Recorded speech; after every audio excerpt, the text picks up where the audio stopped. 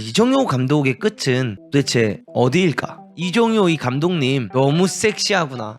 우리나라에도 진짜 이렇게 섹시한 지도자, 섹시한 감독님이 생겼다라는 게 너무나도 소름이 돋고, 지금 제가 K리그 경기들을 이제 저도 주말마다 자주 챙겨보는데, 방금 이제 광주 대 울산 경기를 제가 챙겨보고 있었어요. 근데 이 경기를 보면서 좀 여러 방면에서 소름 돋는 부분들이 많아가지고 이렇게 영상을 키게 되었고, 오랜만에 K리그 후토크도 진행을 하게 되었습니다. 광주가 울산을 상대로 엄청난 경기력을 보여주면서 진짜 좋은 경기를 펼쳤고요. 이 경기가 광주가 결국 울산을 상대로 승리를 1대0으로 가져가면서 마무리가 되었습니다. 근데 이걸 보면서 제가 가슴이 좀 벅차오르고, 이 경기를 보면서 제가 가슴이 벅차올랐던 것 중 하나가 뭐냐면, 일단 첫 번째로는 광주가 3위로 정규 시즌을 마무리하고 어떻게 보면 이 스플릿에 들어갔다라는 것, 이 부분 자체가 일단 엄청난 감동이 있고, 이 부분에 있어서 엄청난 이슈가 많았잖아요. 광주라는 팀을 가지고, 정말 저예산 팀을 가지고 어떻게 이렇게까지 잘할 수 있냐, 어떻게 하면 광주가 아챔권인 3위권에서 놀 수가 있냐라는 이야기도 굉장히 많이 나왔는데, 진짜 이 지도자 감독의 영향이 얼마나 큰지를 좀 보여준 시즌이지 않나라는 거를 좀 생각하게 되는 시즌인 것 같고요. 또 한 가지는 지금 울산이 67점, 포항이 59점, 광주가 57점을 하고 있습니다. 여기서 만약에 광주를 데리고 이정효 감독님께서, 우승은 현실적으로 힘들지만 만약에 준우승을 이뤄내신다면, 이건 진짜 K리그 역사에 이례적인 일로 남는 해프닝이지 않을까라는 생각을 좀 하고 있습니다. 그리고 일단 오늘 경기에서 제가 여러 가지를 이야기해보겠지만, 첫 번째는 정말 재밌더라고요. 이게 현장에서 보는 것도 아니고 중계 화면으로 보고 있는데, K리그가 진짜 이렇게까지 재밌어도 되나 싶을 정도로, 진짜 이런 경기라면은 매일매일 직관을 가서 보고 싶다라는 생각이 들 정도로 울산이랑 그 다음에 광주의 경기력이 진짜 어마어마했다, 이렇게 일단 말씀드리고 싶고, 그 다음에 두 번째는 울산도 굉장히 잘했어요. 굉장히 잘했고, 어떻게 보면 골키퍼에 나오고 있는 이준 선수의 슈퍼 세이브도 굉장히 많았고요. 그 다음에 이순민 카드가 정말로 수비적으로 잘 보호를 해주는 모습을 또 볼 수가 있었고, 정호연, 아시안게임을 갔다 오니 정호연이라는 미드필더가 얼마나 좋은 선수인지를 좀 느낄 수 있었던 경기이지 않았나라는 생각을 좀 하고 있습니다. 그리고 엄지성이, 우리가 그 올림픽 멤버 때 황선홍호에서 봤던 엄지성과 이 광주에서 뛰고 있는 엄지성의 매력 차이가 얼마나 있는지를 좀 느낄 수 있지 않았나, 일단 요것도 하나 말씀드리고 싶어요. 그리고 제가 이 경기를 보면서 진짜 재미있게 봤던 포인트, 제가 이 경기를 보면서 스스로 조금 다른 생각을 가져봤던 포인트가 뭐냐면, 대부분 울산이랑 광주랑 경기를 하거나 전북이랑 어디랑 경기를 하면은 울산 스쿼드를 봐요. 그 다음에 전북 스쿼드를 봐요. 그 다음에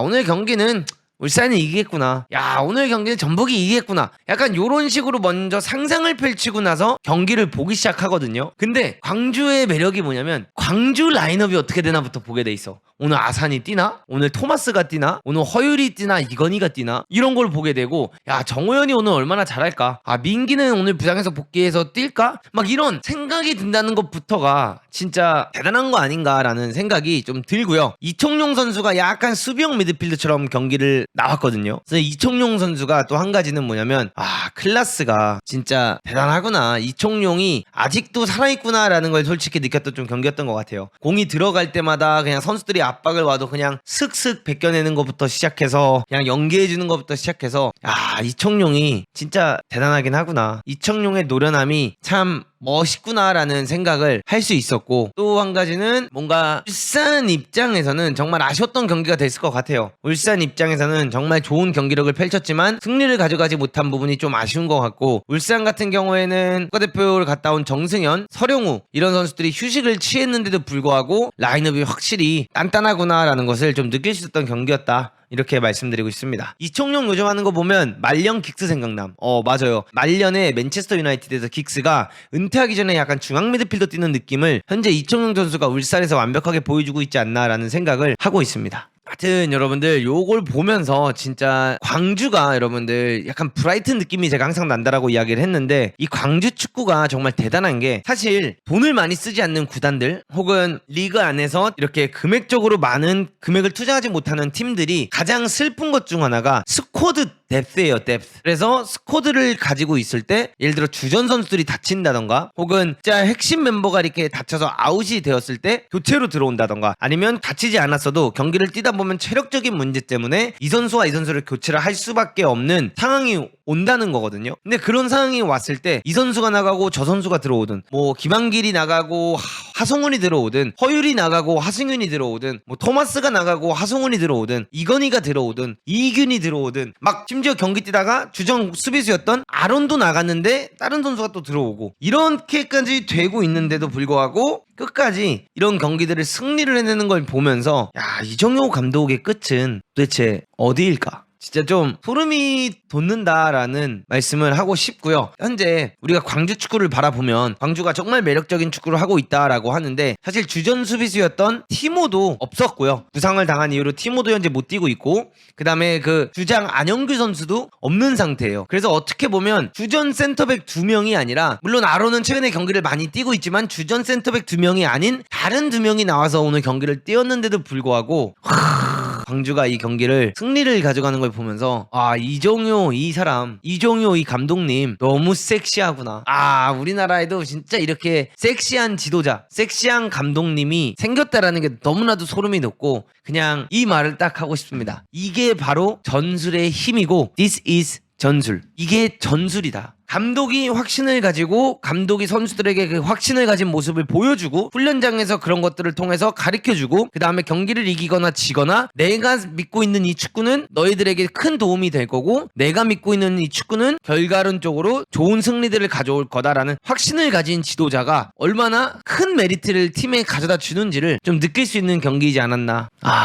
진짜 너무 섹시했어요, 여러분들. 저는 이 경기 보면서 이게 오랜만에 제가 K리그 경기를 보면서 와라는 장면이 좀 많이 나왔던 것 같아요. K리그 경기를 보거나 뭐 이런 경기들을 볼 때 사실 제가 이 개인 선수의 드리블이라든가 개인 선수의 능력을 보고 와 하는 경우는 있지만 팀적인 색깔과 팀적인 매력을 보면서 와라는 말 잘 안 하거든요. 근데 오늘 광주를 보고는 진짜 와 하는 장면들이 정말 많이 나왔고 또 가장 중요한 게 울산이 골대를 많이 두드렸잖아요. 골대를 막 엄청 두드리면서 공격을 가져갔는데 그 공격들을 다 버텨내는 것도 정말 감동이 있었다. 그리고 이런 이정효 감독님의 인터뷰라든가 맨 매니지먼트라든가 제가 그때 당시에 민기 선수랑 인터뷰했을 때 들었던 그런 또 인터뷰에 실렸던 이제 그런 것들 선수 초대석에 실렸던 그런 것들을 보면 진짜 이정효 감독님이 과연 광주를 데리고 아챔을 나갈 것이냐. 근데 사실상 지금 여러분들 그 승점 보시면 아시겠지만 나갈 것이냐가 아니라 거의 나갔다라고 봐야 돼요. 이게 진짜 여러분들 정말 소름 돋는 것 중 하나가 지금 봐보세요. 경기 숫자 보시면 아시겠지만 울산이 67점 뭐 사실상 우승했다라고 봐야겠죠. 포항이 59점, 광주가 57점이에요. 그리고 여기 보면 49, 49, 49인데 57점이기 때문에 사실상 이걸 따라가려면 지금 여기서 8점을 따야 돼요. 근데 이 8점을 따기 위해서는 물론 전북이 아직 한 경기를 안 했지만 만약에 8점을 따려고 하면 광주 상대로도 또 해야 되고 이런 게 있기 때문에 따라가기가 굉장히 어렵거든요. 그래서 이정효 감독님이 사실상 굳히지 않았나 아챔을. 그래서 저는 솔직히 말하면 광주가 아챔을 나가기까지는 힘들 거라고 생각을 했어요. 왜 광주가 아챔을 나가기 힘들 거라고 생각을 했냐면 결과론적으로 스쿼드가 아무래도 크지 않고 부상자라든가 경고 누적이 생기면서 주전과 교체 선수의 실력차가 아무래도 있고요. 이런 파이널 스플릿에 들어가거나 파이널 라운드에 들어가게 되면 더 그런 압박감이라든가 뭔가 기대감이라든가 선수들이 받는 부담감이 높기 때문에 나는 광주가 과연 이걸 해낼 수 있을까라는 생각을 했는데 스플릿에 들어오면서 이번에 또 울산까지 잡아버리면서 진짜 대단하구나라는 생각을 하게 되었습니다. 선수풀마저도 이겨내는 광주의 이정효 감독. 대단하구나 이렇게 말씀드리고 싶습니다. 문도그가 이 순위를 다 맞추면 유튜브 안 하고 있어요, 여러분들. 이거는 제가 생각하는 순위고 제가 축구를 바라보는 시선에서 바라보는 예상 순위거나 이런 거지. 제가 이거 다 맞추면은 저는 유튜브 안 하고 다른 거 하고 있습니다. 그래서 이 예측률 좋은 분들이 뭐 많겠죠. 근데 뭐 제가 이 예측률이 뭐 나쁠 수도 있고요, 좋을 수도 있고요. 이거는 뭐 제가 맞추면 이 일 안 한다. 이건 누누이 말씀드립니다. 그냥 제 생각이고 제가 바라보는 시선이기 때문에 이거를 내가 어떻게 다 맞춰. 다 맞추면 방울 들거나 다 맞추면 영국에 넘어가서 베팅 업체에 들어가가지고 이래야죠.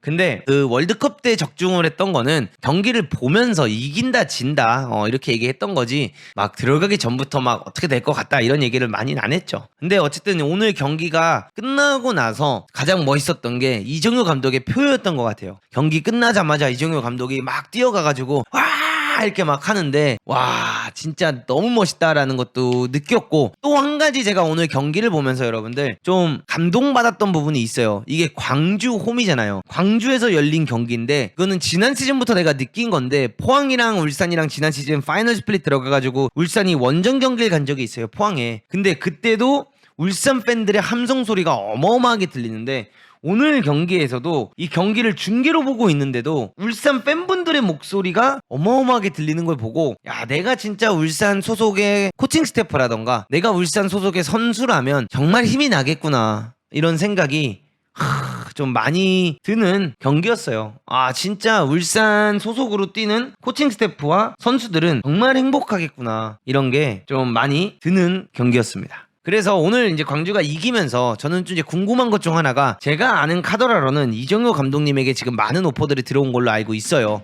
이정효 감독님에게 빅클럽들에서 오퍼가 현재 가고 있고 관심을 가지고 있다라는 이야기를 제가 들었는데, 아체물 광주가 나갔다는 가정하에 야 이정효 감독님이 빅클럽을 갈 것이냐 광주에 남을 것이냐, 일단 이것도 굉장히 궁금해지는 포인트 중 하나고, 또 한 가지는 이거는 흔히 지도자라면 받을 수밖에 없는 평가라고 생각을 하거든요. 질라탄도 인터뷰에서 이런 이야기를 했죠. 테나흐를 상대로 이런 이야기를 했어요. 테나흐가 어디에 있었냐? 그 감독은 아약스에 있었다. 아약스는 어떤 선수들이 있는 곳이냐? 탤런트가 높은 선수들, 유망한 선수들이 가는 곳이다. 그 유망한 선수들을 지도하는 것과 맨체스터 유나이티드에 와서 스타들이 있는 거를 지도하는 건 완전 다른 세상이다.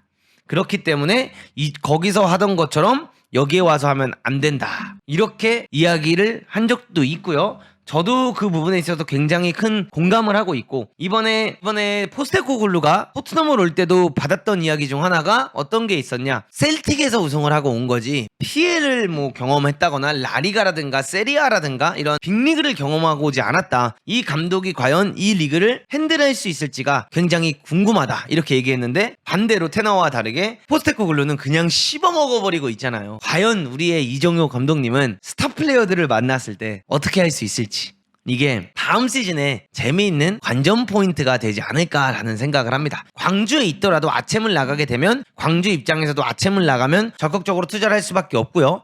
또 적극적인 투자를 하게 된다면 그만큼 좋은 선수들, 유명한 선수들을 데리고 갈 수밖에 없는 상황들이 나올 텐데, 그런 상황들이 왔을 때 지금 지도하는 방식이 과연 스타 플레이어들에게도 먹힐지 안 먹힐지, 이것도 일단 굉장히 큰 궁금증을 가져올 것 같고요. 근데 저는 여러분들 이렇게 생각을 합니다. 이정효 감독님 같은 캐릭터는 국내에 처음 나온 캐릭터예요. 국내 감독으로서 제가 느낀 거는 이런 지도자가 어디 있었냐라는 생각이 들 정도로 이런 캐릭터는 정말 특색이 있고, 이런 캐릭터는 처음 보는 캐릭터이기 때문에 지금 제가 K리그 선수들이랑도 대화를 해보고 많은 뭐 유명한 선수들이나 이런 선수들과 이야기를 해봐도 그 선수들조차도 정말 이정효 감독님에게 한번 꼭 배워보고 싶다라는 말을 하고 있거든요. 그런 걸 보면 이 캐릭터 자체가 워낙 처음으로 나온 캐릭터였기 때문에 갈등이나 이런 게 크게 생길 것 같다라는 느낌이 들진 않아요. 허나 어쨌든 간에 이정효 감독의 행보가 굉장히 궁금해지고, 이정효 감독님이 스타 플레이어를 다루게 된다면 또 어떤 축구가 나올지, 어떤 결과가 나올지, 그 다음에 라커룸을 과연 지배를 정말 잘할지 못할지, 이런 얘기를 하고 있다는 것 자체부터가 정말 이정효 감독님이 얼마나 이 축구 팬들에게 재미를 주고 흥미를 주고 있는지를 느낄 수 있지 않나라는 생각을 합니다. 약간 이런 거랑 비슷하죠. 포터가 브라이튼에서 기가 막히게 잘했고 스웨덴에서도 잘하고 이런 데서 쫙 잘한 다음에 브라이튼까지 정말 잘했는데 첼시 가서 망가진 거.